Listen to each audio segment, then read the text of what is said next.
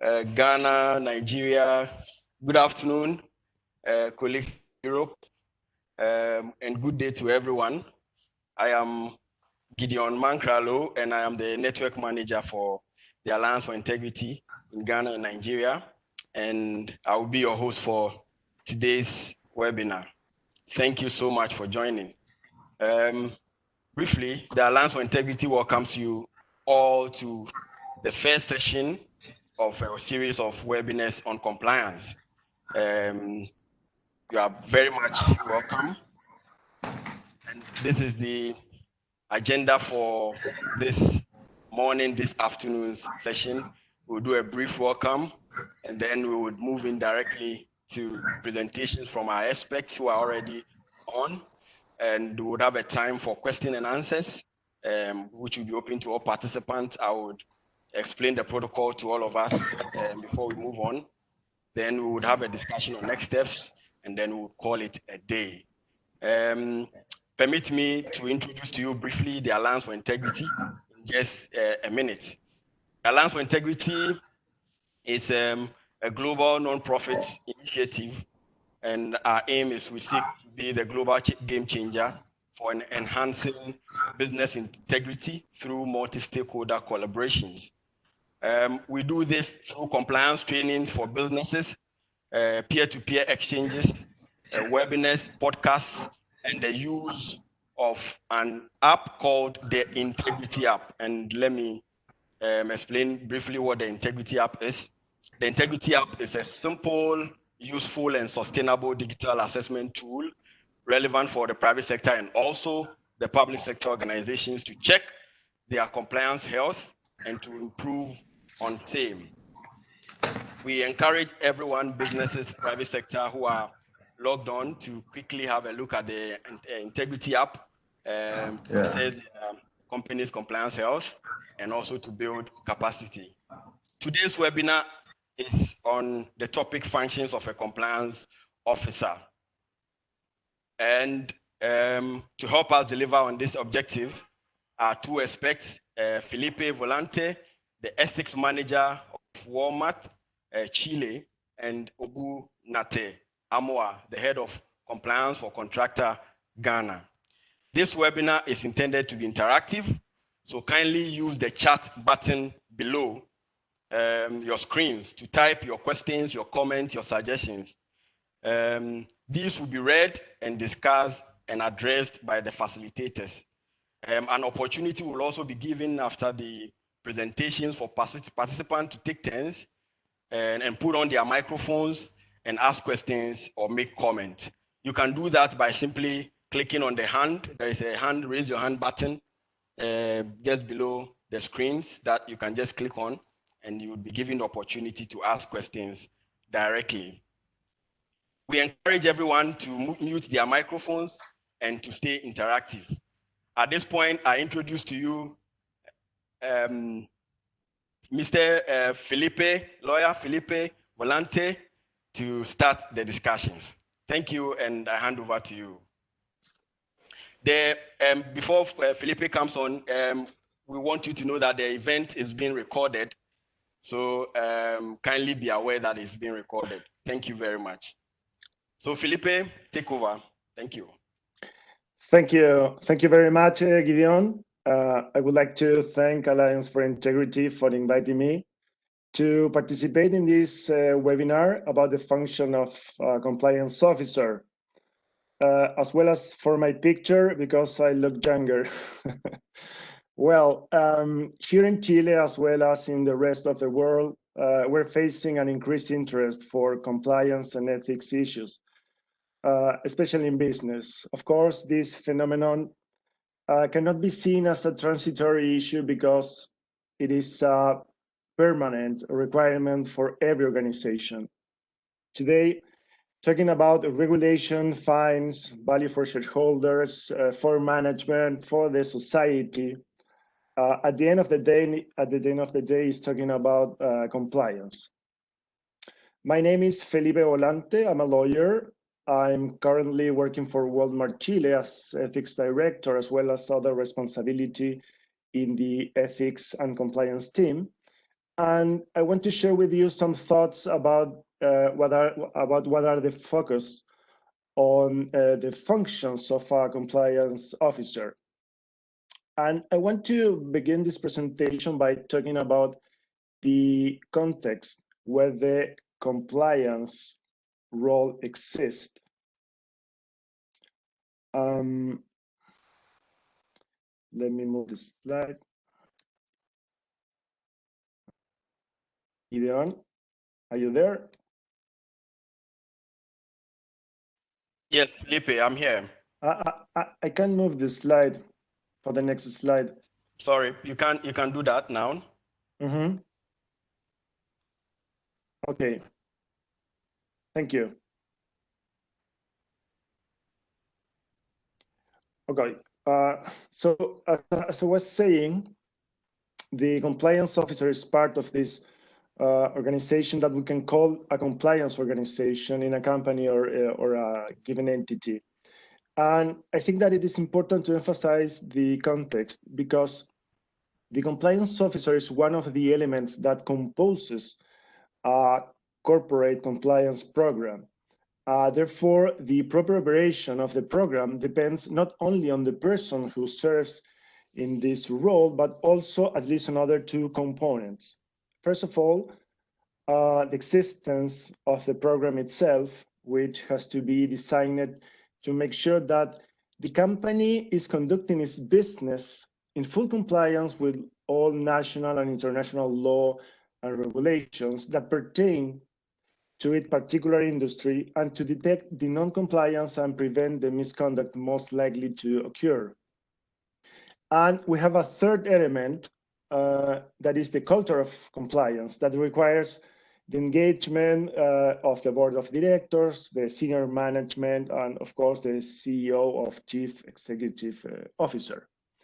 And having said that, and since the compliance officer has the ownership of the corporate responsibility that implies handling the compliance and ethics issues in a company, this role makes sure that the company is conducting its business in full compliance and promoting a culture of integrity in all levels of the organization.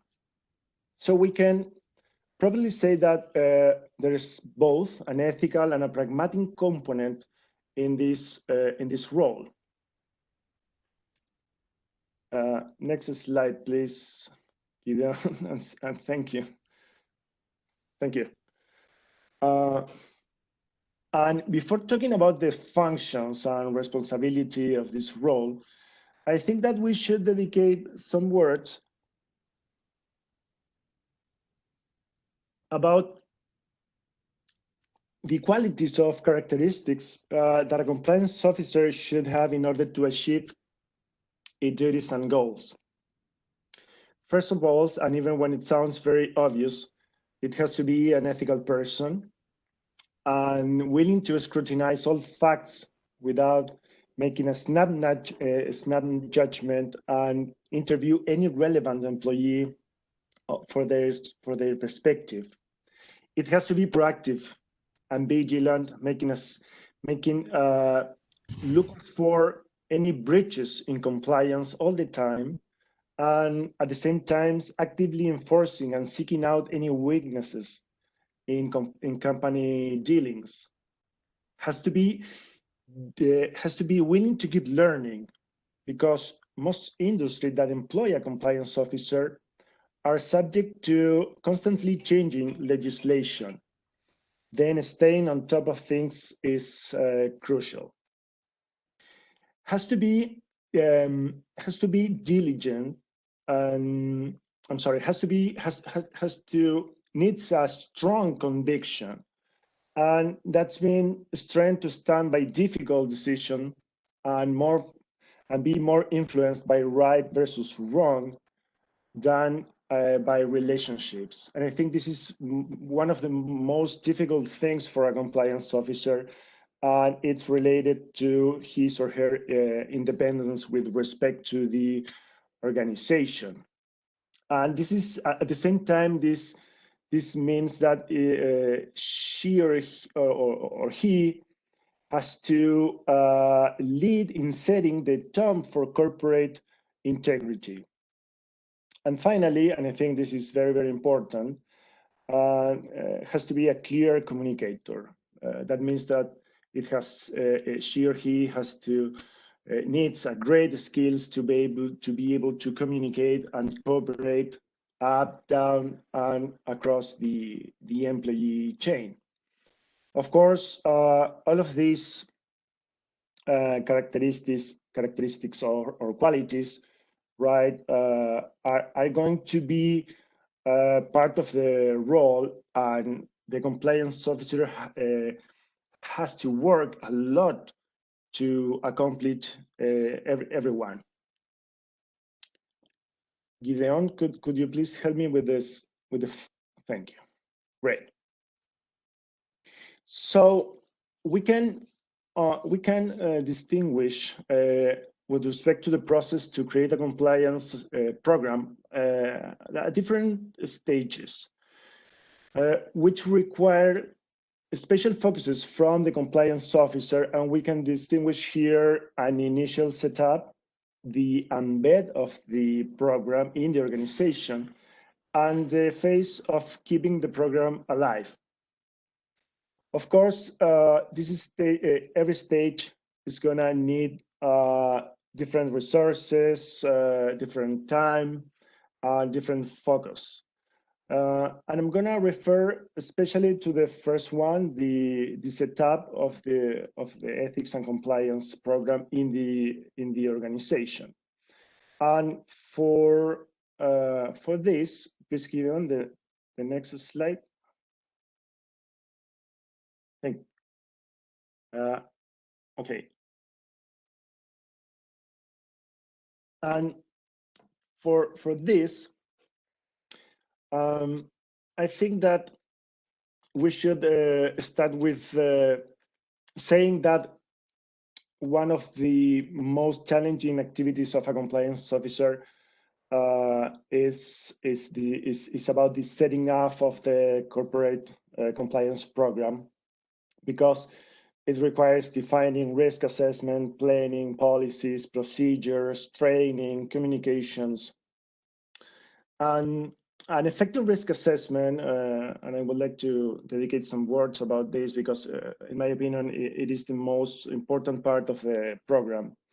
An effective risk assessment and planning processes are a key component to building an ethics and compliance program. And on both topics, compliance officer have a lot to do. Performing risk assessment consistently, prioritizing risk, allow more efficient and effective use of mitigation resources for the highest risk areas. And a periodic risk assessment process also serves to identify new and emerging risk, as well as trend in previously identified risk, in order to allocate resources efficiently, enabling the development of a risk-based strategic for ethics and compliance throughout the organization. And during this process, the company and the compliance officer should consider some basic elements, at least what methodology the company has in order to identify, analyze, and address the risk that it faces. Tailored resource allocation that implies devoting the resources to regulating high-risk areas or processes, and putting in place control where, due to the risk, it is more probable that something wrong could happen. Updates and revisions, because risk assessment needs to be adapted not only to the reality to the company, but the situation that could affect the industry, the country, and finally the world. And this is a very interesting thing, talking about how big things can affect a compliance program. The situation of coronavirus that we are right now facing all around the world, it's impacting not only the business, but the compliance programs as well. And finally, but but not least important, are the lessons learned. I mean, all companies should have a process for tracking and incorporating into its periodic risk assessment the lessons learned, either from company-owned issues or from other companies operating in the same industry or other industries or geographical regions. Now,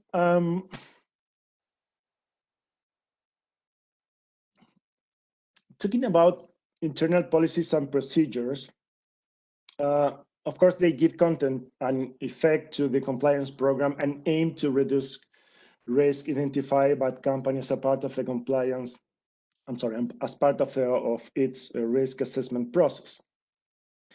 We can safely say that the code of ethics or code of conduct in some cases is the essential piece on which all of the other policies and procedures must be built, but of course it is not enough.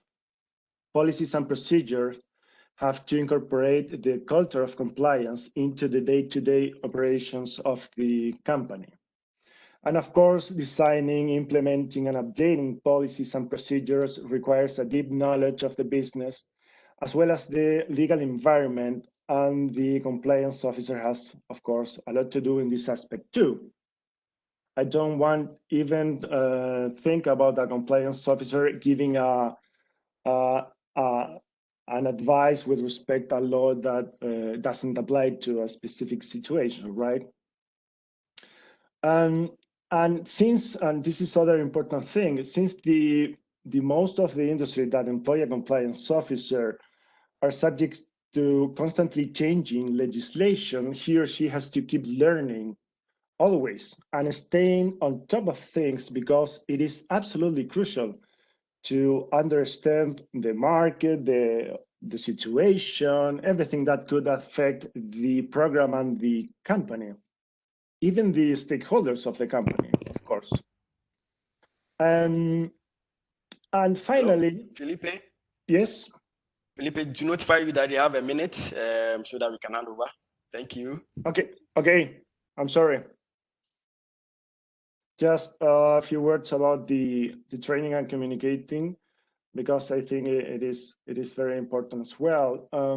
Both training and communication have to be appropriate and tailored for the particular situation of the company according to its risks. In this, with respect of this, the compliance officer has to take the steps to ensure that policies and procedures have been integrated into the organization through periodic training and certification for all directors, officers, relevant employees, and wherever appropriate, third parties and business partners. This duty, of course, includes a tailored training according to the audience size, sophistication, or subject matter expertise. So I think that we have reviewed the most important functions of a compliance officer. So, Obu. Felipe, thank you. Yeah.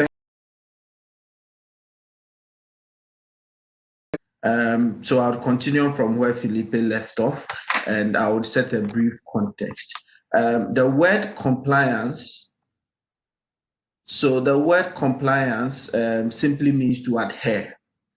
And the compliance officer is the person who is responsible to ensure that the company is in adherence. What should the company be in adherence of? The company needs to be in adherence of its external regulatory requirements, at the same time its internal requirements. The external environment looks at regulations, it looks at laws, it looks at legislations that are set by government and external agencies. For example, if it's in the banking industry, you could have, let's say, the Basel Committee, regulations on liquidity from the Basel Committee, or national laws on environment and all those things. And then the compliance officer has a responsibility to ensure that these external regulations are translated into simplified company policies that it is easy for the company to understand and embed these processes in its activities. And so the company will set out to roll out policies, standards, and procedures. And the compliance officer's main objective is to make sure that it is protecting the company from not adhering, which would lead to sanctions, which would lead to financial risk, which would lead to reputational risk, and sometimes even legal risk. And so the work of the compliance officer is a very key job that you need a lot of experience and resources to be able to deliver that. So on that basis, the functions of the compliance officer have been segregated into 3 key categories. The first one being to set up the compliance program or function.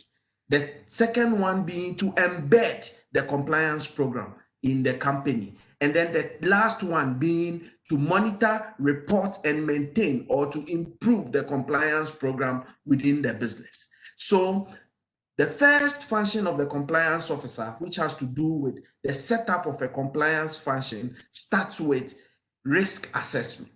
The compliance officer needs to have a very good understanding of the external regulatory risk and at the same time all internal issues.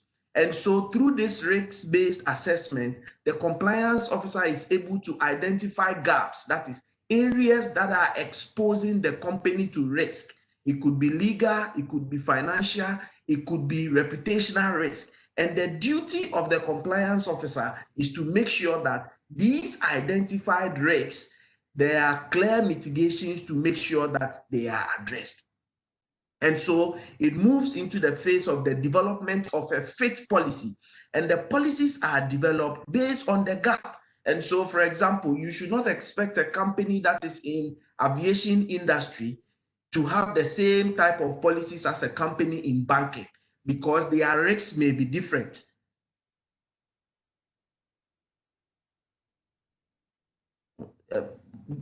Gideon, just hold it. I have control of the slides. Their risks may be different, and therefore risks would come through through these policies that they would establish. Then the policies will be translated downwards into further processes, standards, and procedures to make sure that they go down to the tactical level where people are implementing these policies.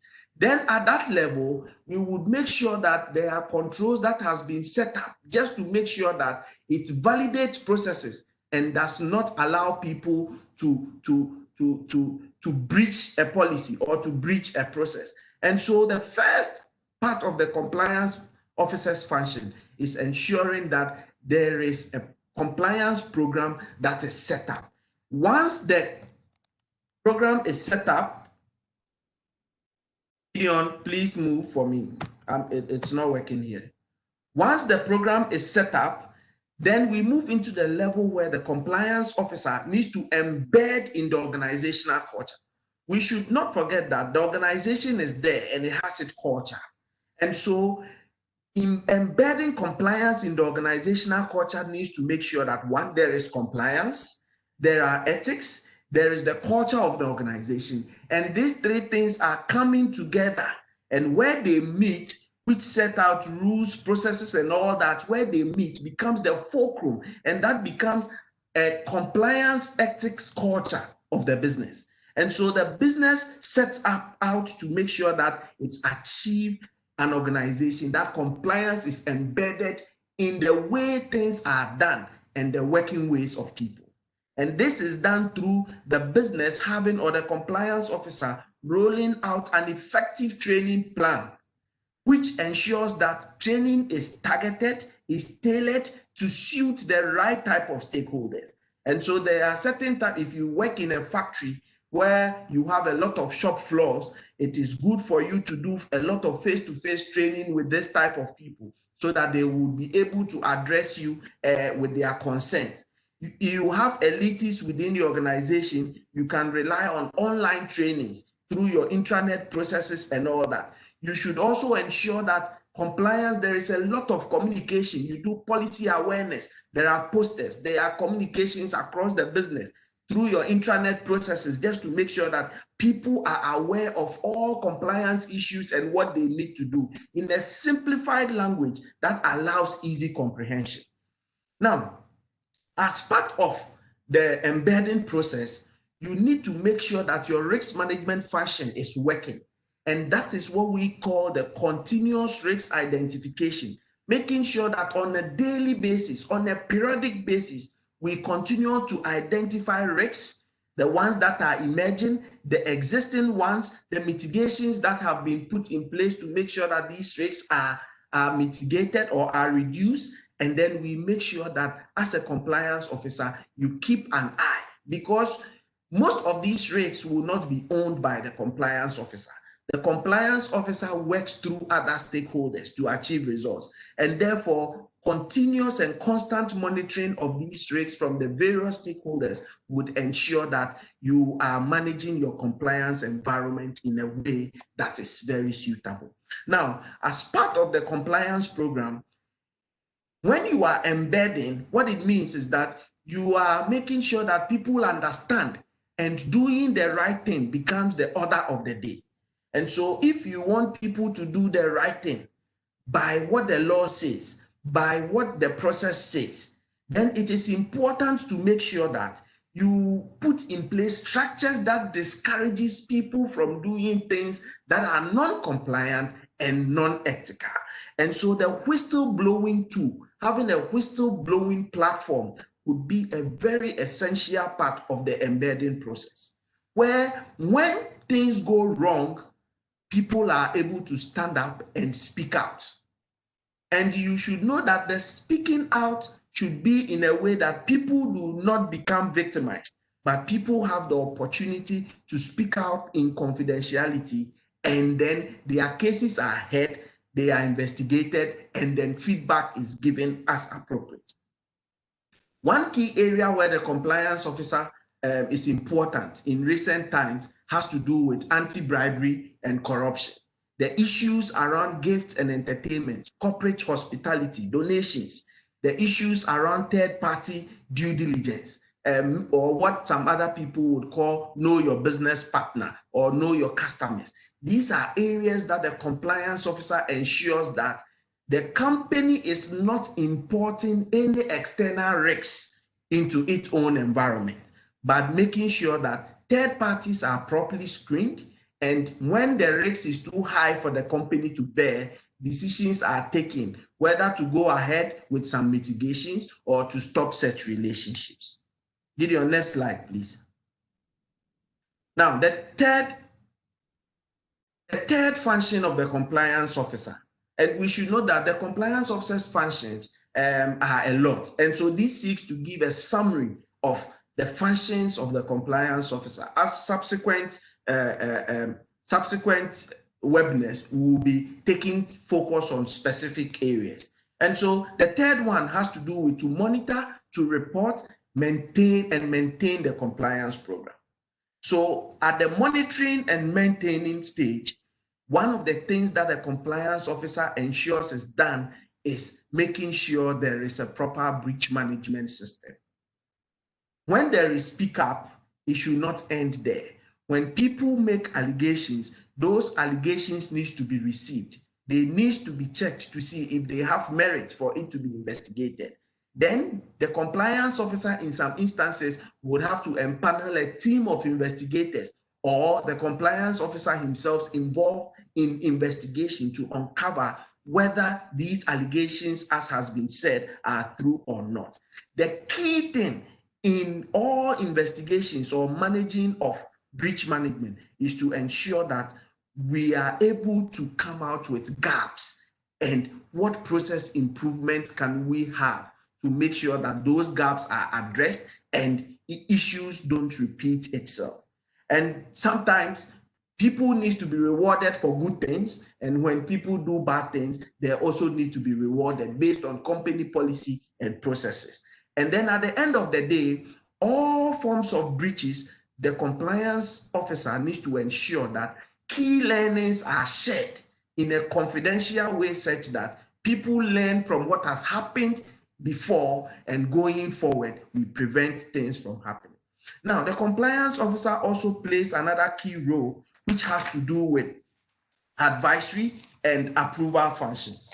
Now, normally, you would find out that there are a lot of gray areas. There are a lot of areas where there are no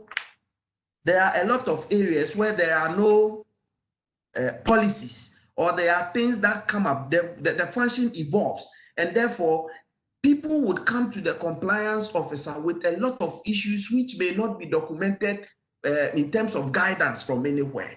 So the compliance officer needs at this point to be sure that the compliance officer is well informed of the issues and risks within the environment, and gives the good advice that he is supposed to give.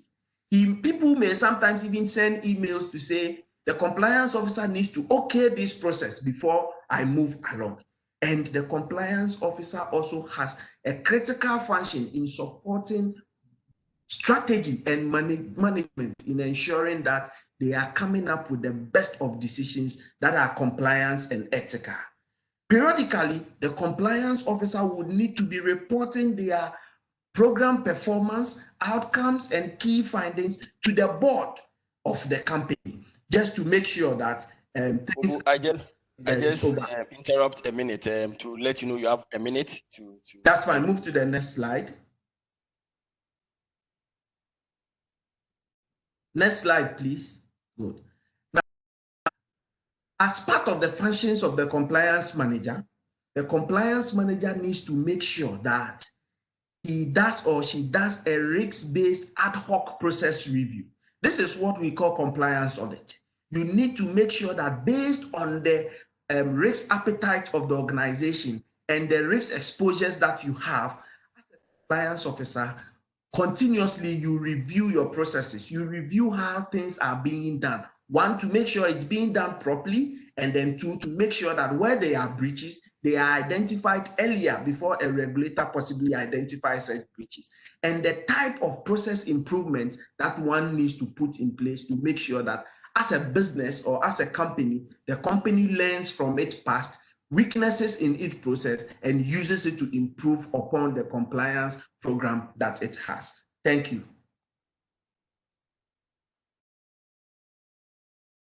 Very much, Obu and Felipe. That was very insightful presentations from you both on the functions of a compliance officer. I know there are a lot of lingering questions. So, dear participants, I want to inform you that the floor is open. If there are any issues that you need clarity on, you need further explanation on some issues, this is the time. There is a button just below your screen to your right hand, raise your hand button. You can just click on it to raise your hand. I would call you to ask your questions. If you also want to type your questions in the chat box, we are open as well. So it is time for us to ask questions to seek more clarity on specific issues. I see Rosalind. How would the compliance officer know that this area is important for the business when something comes up, and how are we as compliance officers supposed to handle those issues? Obu, please. Thank you, Gideon. You would realize that during the presentation, it was said that the compliance officer needs to be somebody who is always learning as a quality, and Felipe stressed that the compliance officer, you always need to be learning. You need to be abreast with issues and current risks that is happening within your environment. And therefore, when somebody approaches you on a gray area, you need to make sure that sometimes there is a thought process that you can go through, but you need to make sure that at that point, if you don't know, you should research to find out the right thing that has to be done, because compliance issues may normally lead to significant risks to the business. And so one needs to make sure that at all points you are learning and you are broad-minded, so that you are able to analyze things in a way that would bring benefit to the company and not cost. That's right, Obu, and I would like to add to put some emphasis in terms of in general, when we face a gray area, I think that we have to apply the code of ethics and always have on mind the integrity. I've seen it. I've seen it. As an inspiration for the way that we have to act. So yeah, only for add to your answer that in any way was very good. Okay, thank you, Felipe and Obu. I have a question from Rudolph, who is asking, isn't the board responsible for compliance? Isn't the board responsible for compliance? Felipe, would you want to have a go at that? Is the board not responsible for compliance? Of course, that's a very good question. We have to say some things. First of all, usually a company, right, has a board of directors, but not always, and it depends of the type of company, right? But in those cases where the company has one, of course, the main responsibility, not only for the compliance things, but for everything about the administration and the business of the company are related to the board of directors. However, as we all know, the board of directors it's not always operating in the day-to-day of the business, right, of the company. So that's why with the board of directors, every company has a structure with different positions, role, and executives. So I agree that, and that's why it in fact exists the turn at the top principle, right? Everything should come from the board of directors, but the day-to-day in compliance depends on the on this position, on the compliance officer, and of course we can find there a very important issue because the relation between the board and the compliance must be fluent, must be based on day-to-day, must be, I don't know, absolutely open and clear and with true and confidence. So I think this is a very good question, and I hope I answer it. Yeah. I get the point. Thank you very much, Felipe, for that. There is another question from Anthony Dela, who is asking, Obu, you may want to have this. What is the correlation between a compliance officer and an audit officer? So, I mean, what is how do they work together, a compliance officer and an audit officer? What's the correlation between them? Okay, so I think that compliance has evolved. We've always known audit since time past, but normally the auditors are focused more on financial. Normally, the auditors are focused more on financial. And depending on the type of audit, if it's an external auditor, he's sitting in his house and would walk in once a year to come and do an audit. But the compliance officer has a function to make sure that whilst decisions are being taken, those decisions are compliant and has to make sure that there are processes in place. So I would say that what the auditor would come in to come and audit, for example, you have this process which says you should do A, B, and C. The compliance officer ensures that is there before the auditor comes in. And in recent days, the compliance officer has greater responsibility over certain areas like anti-bribery rules, data privacy, and then anti-money laundering issues, which the normal auditor will not have greater knowledge or would not have greater experience in those areas. Oh, okay. They are related, but slightly related. Distinct. Yes. Okay. Thank you. Is Rosalind still on? Rosalind, your hand is still on. Can you ask your question now? You have the floor.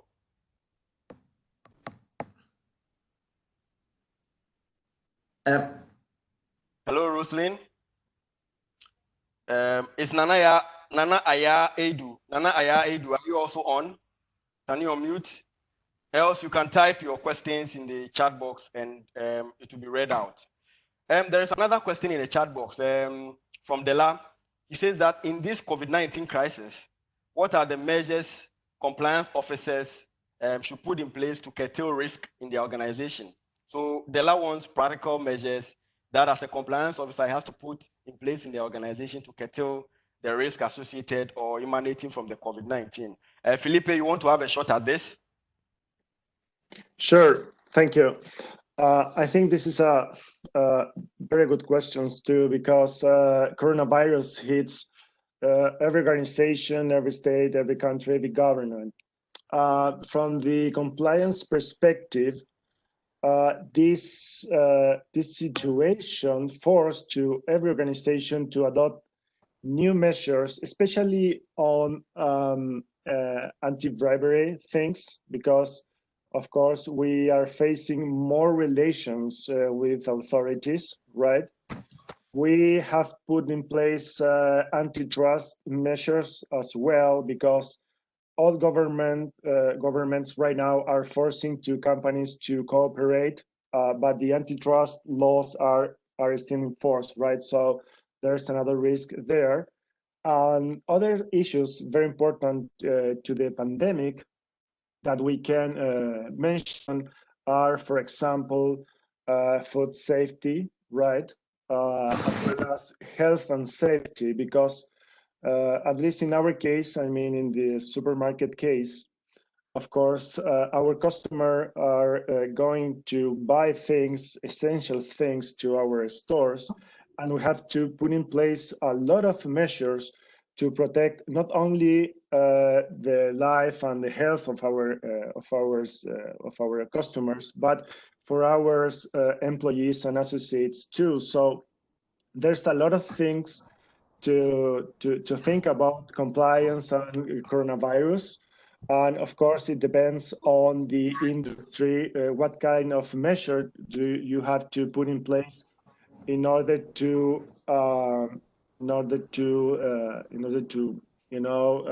take those risks and act accordingly. Okay, thank you very much, Felipe, for that education on that. Rosalind, your mic is unmuted now. You can ask your question. Okay, hi, good afternoon, everyone. Good afternoon, Rosalind. Yeah, my question is on the whistleblowing policy. So the question will be for Mr. Obu, I suppose. Okay, so I wanted to ask, is there in any way that one can escalate to the board? Of course, the whistleblowing process is a stage. So are there any issues or cases that can be escalated to the board? If the answer is in the affirmative, then there will be no need to ask my second question. But if you're saying that yes, there are cases that can be escalated to the board, I would also want to know what type of cases, because the policy we have in existence does not have provision for escalation to the board. So that's my question. Thank you. Okay, thank you, Rosalind. So when it comes to whistleblowing, it is important to make sure that there are classes of cases. Some cases may be ordinary cases, and this you have to look at it from a risk-based approach, where there is no policy guiding at what level. At most multinational companies, you would have that, let's say, when the case exposure in terms of financial amount is equal to X, very senior level manager. But if it happens that you don't have a guidance, then it is important for you to look at various cases that come up from risk-based. Decide which ones needs to go to the board. It must be noted that all compliance issues, when it comes to breaches, they need to be reported to the board in summary. Perhaps, depending on the case, they may not get the details. But assume that the managing director of the company is involved in something fishy and someone has spoken up against the managing director. Who is in the best position to take decision as to the consequence of what would happen to the managing director when there is an established investigation that the allegation is true? Certainly, it is the board. And so, depending on the gravity of the case, one would go to the board, sometimes even for the board even to determine. Let me see the compliance manager. You should take orders from the board. Yes, Obu, thank you. Dennis, your mic is on. Before you come in, Dennis, I want to read a question from Rosalind. Rosalind asked Felipe. He said, Felipe spoke about policies. In development of the relevant policies in your business, what would be the best approach? Consultants or internal cross-functional teams? So in development of the policies for the organization, should you use consultants or you should use the internal measures? Felipe, then Dennis, be on the standby. Thank you. Thank you, Rocky. Yeah, thank you for your question. I think it depends on what's your experience on compliance, right? If you are just setting up your program, it should be appropriate to, consultants, because maybe then they can help you to build your program from the very beginning. But of course, on the other hand, we have to have in mind that, of course, the people in your business, in your company, are the best ones for understand what's going on, right, in your business. So I think the best approach for this is some kind of mix, so you can get both opinions from your company, from your professionals, as well as from external consultants, to create the best policy possible. And of course, you can go and you can talk with other companies, for example, through associations, to understand how the industry is going or is doing something in particular. Thank you, Felipe. So, I mean, it doesn't hurt to have a hybrid. You can get a second opinion from a consultant, but it would also not hurt to, it would be right to use the internal function to develop a system. That is what I get you. Thank you. Let me read some more questions. I'll come to you, Matthias. I've seen your hand up. Dennis, I would come to you as well. Matthias asked a question. He says, in your opinion, in your personal opinion, Obu, what is the toughest part of being a compliance officer? In your personal opinion, what is the toughest part of being a compliance officer? Obu, do you want to have a take on that? Yeah, I would say that the job of a compliance officer, it has its ups and downs. Sometimes there are certain breaches that may come up that are very serious issues. And investigating, there are times that even the issues that would happen that you would need to go and work on are areas that you may not even have expertise. But you are supposed to make sure that you get the expertise and then you are able to handle those breaches. And so in terms of the toughest one, maybe I would say when leadership is involved in the money, when leadership is involved in a breach, those very tough ones to deal with. And then sometimes too, when you have an organizational leadership that does not support a compliance program, that would also be something that will be very difficult to deal with, because you work hard and it hits block. They will not give you the support, and therefore you will not be able to move the compliance program forward. So that's what I would say. Yeah. So basically, when the voice from the top is rather the one who have breached, then the compliance officer, you will be in a tough place to deal with the issues. Thank you, Obu, for that. We'll still go on. Matthias have put down his hand. I'm sure his question has been answered. But then Rosalind asked a question. He says, most people, and then this goes to you, Felipe, say most people see compliance officers as company police, as the police of the company. Say, how do you ensure that compliance is not left to compliance managers alone, but then the culture is well embedded and compliance is owned by every employee, so that it doesn't appear as though Gideon is the compliance officer and is in charge of compliance and everything compliance, but then it becomes it's embedded in the organizational culture. Felipe, you want to respond to that? Sure. I think for It is absolutely true, and I agree that exists this kind of the way that the people see the compliance right officers as is like some kind of police inside of the company, and the way to fix this situation. Babu is laughing. The way that we have to face this situation is working and investing time on trust and on communication. I mean, you have to be very close to the people in your company, because if they don't know you, if they only have this I don't know, this perspective that you are only the person who's going to apply a sanction, of course, you're going to be far, far away from the people. You have to be there, establish the way to talk with them into the day-to-day basis, because at the end of the day, our mission in the company, it's not only to apply sanctions or to define measures, but to talk to the people and build this trust in order to get from them information and to avoid any kind of retaliation, for example. So that's my recommendation for that. Thank you, Felipe. Anthony, you may ask your question now, Anthony. Go ahead. So my question is, I would like to find out that who supersede or check the compliance officer if he or she is involved in a shady deals. Okay, so who watches the policeman? Yes. Yeah.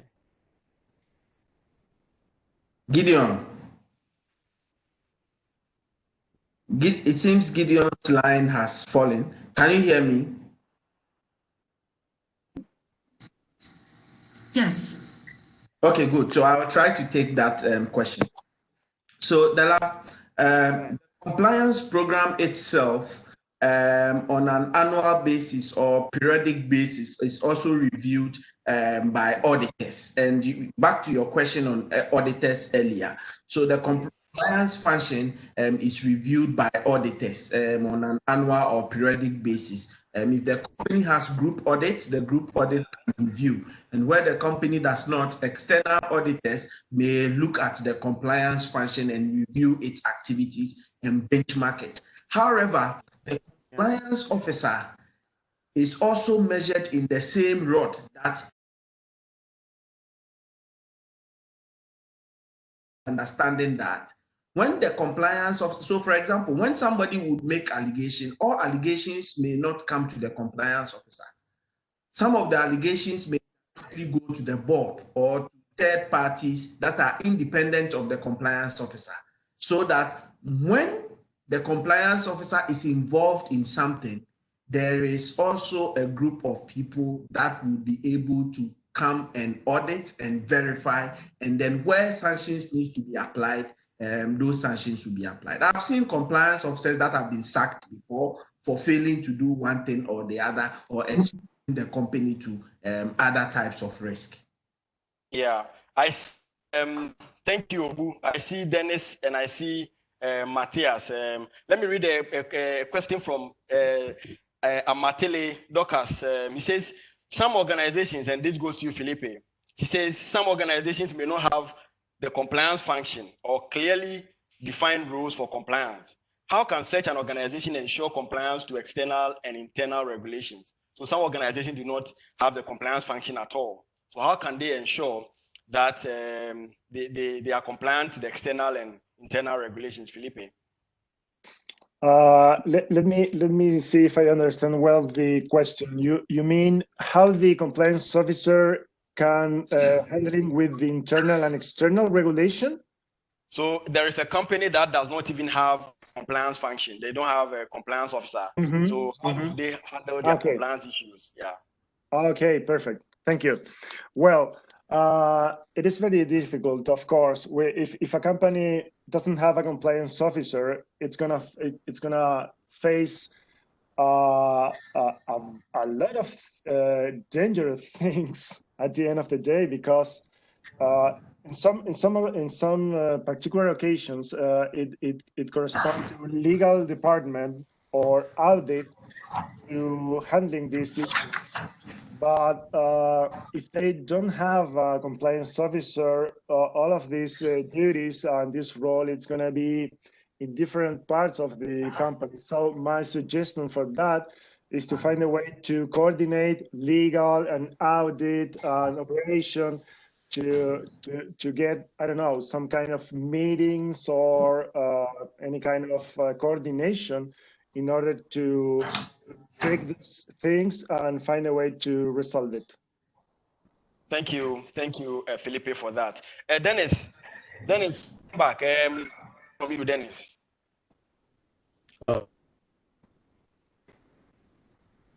I think it's even been answered already. But indeed. Hello, Dennis. Hello, Dennis. Please check your connection. Yeah. So yes, please say again. Yeah, I'm asking who the compliance officer take order. Okay, who does the compliance officer take orders from? Obu, you would make. That's right. I'm not too sure what he means by orders. But normally the compliance function is a charter, or it has something that has established it. And in that, it has clearly listed or labeled the type or the functions of the compliance officer within the organization. And so anything that falls within the compliance officer's function, he does not need to take orders to do it. He needs to make sure he has a responsibility to protect the company from any type of thing that would hurt the company, both legally, financially. And so, but there are instances where the managing director of a company or the person that the compliance officer reports to may specifically request that I want you to focus on this thing for me. And as a compliance officer, you may have to deliver that as well. But it is not to say that your work is being kind of ordered about by the managing director. Okay. Thank you, Obu. Matthias is also up. Matthias, you may want to ask your question now. Or mute my Matthias.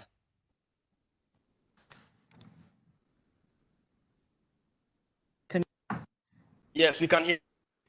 I'm very interested in the job that a compliance officer must fulfill inside a company. So I wanted to ask Felipe this time, what is the most important quality that a compliance officer must have? Felipe, thank you. Felipe. Great. Thank you very much for your question, Matthias. I think that we should consider the strong conviction. This is the most important characteristic of a compliance officer. I mean, strength to stand by difficult decision, and as I said, be more influenced by right versus wrong than by relationships.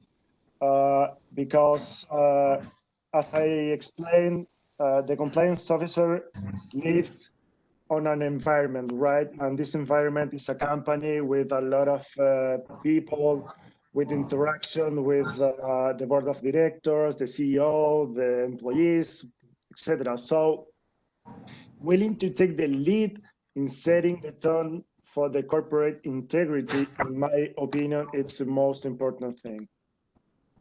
Thank you, Felipe.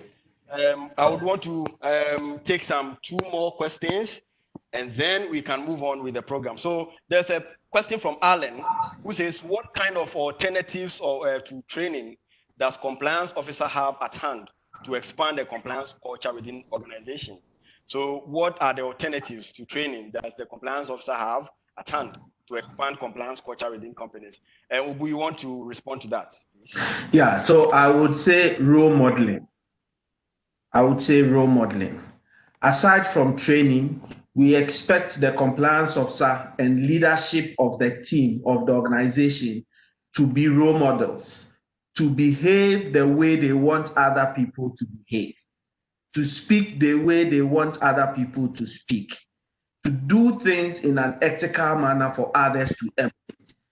So when you need to do what you are preaching, and it is another way, or it's a perfect alternative in making sure you embed.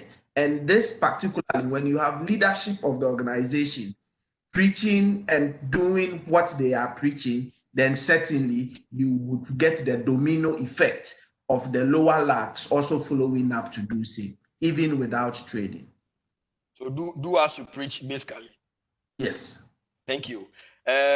Margarita also asked a question, and Felipe, he says, do you think that these functions are also applicable for a compliance officer in the public service? I mean, all the functions we've spoken about, are they applicable to compliance officers in public service, for example, a public hospital? What do you think? Yeah, I think so. In fact, public companies are incorporating the compliance officer in their structures for years. With respect to other institutions like hospitals, for example, I think that this role could add value, absolutely a lot of value there, because any kind of organization, public, private organization, could receive a lot of benefits from the prevention on one hand, and on the other hand, with respect to the ethics and integrity culture. So absolutely, any kind of organization. Thank you.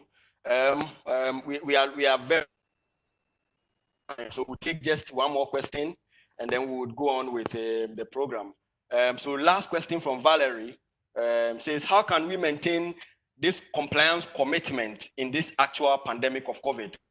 And how could efforts, compliance issues in my company, how could I support the compliance efforts or compliance issues in my company? So that there are two questions. How can I maintain compliance commitment in this COVID pandemic? And then how can I support efforts of compliance in my company?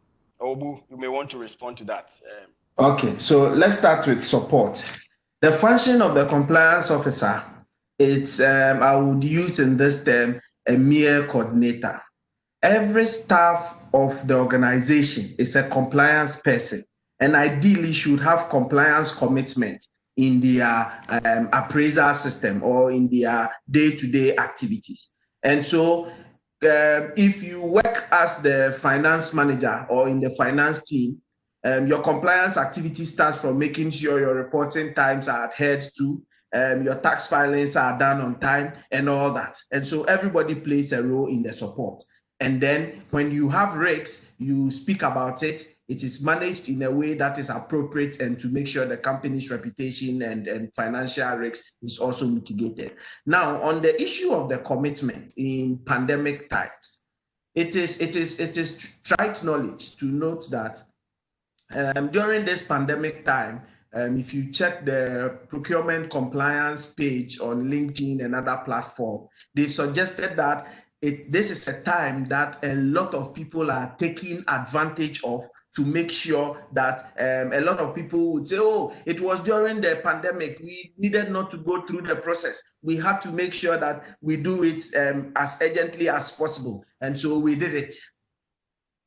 But we need to know that even during this pandemic time, it is the time that we need to make sure that processes are working and they are working very efficiently. So there is nothing like non-pandemic processes and then pandemic processes. Whether pandemic or no pandemic, organizational policies, processes needs to be adhered to.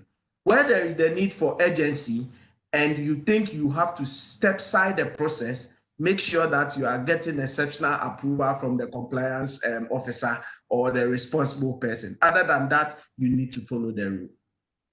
Wow. Other than that, you need to follow. Yeah. Roslyn says here that I totally agree. Every employee is a compliance officer. I would want to say a very big thank you to Felipe and Obu. It's been a very insightful and sprightly discussions that we've had on the functions of a compliance officer.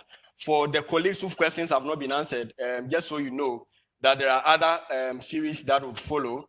And let me quickly move to the next things. We have on the 15th of July, we have another series on risk analysis, which will be coming on, will be facilitated by Solomon Tete Akpeng, a deputy country risk manager retired from EcoBank in Ghana, and Deborah Danske from Novartis in Argentina. It's also at the same time that we are having, it's at 1 p.m. Ghana time, which will be around 8 a.m. or so, 9 a.m. Argentina time. Some of these questions will still be relevant for that. So let's keep note on Wednesday, 15th of July. After Wednesday, we would have another session on the 29th of July, which is on the policies and procedures of an integrity program. So we'll delve a bit more deeper into the policies and procedures of an integrity program. And to help us to do that is Ronki Pia, lead consultant on Impact Link Consulting, and Carlos Novakis, who is a professor at a business school in Spa in Brazil.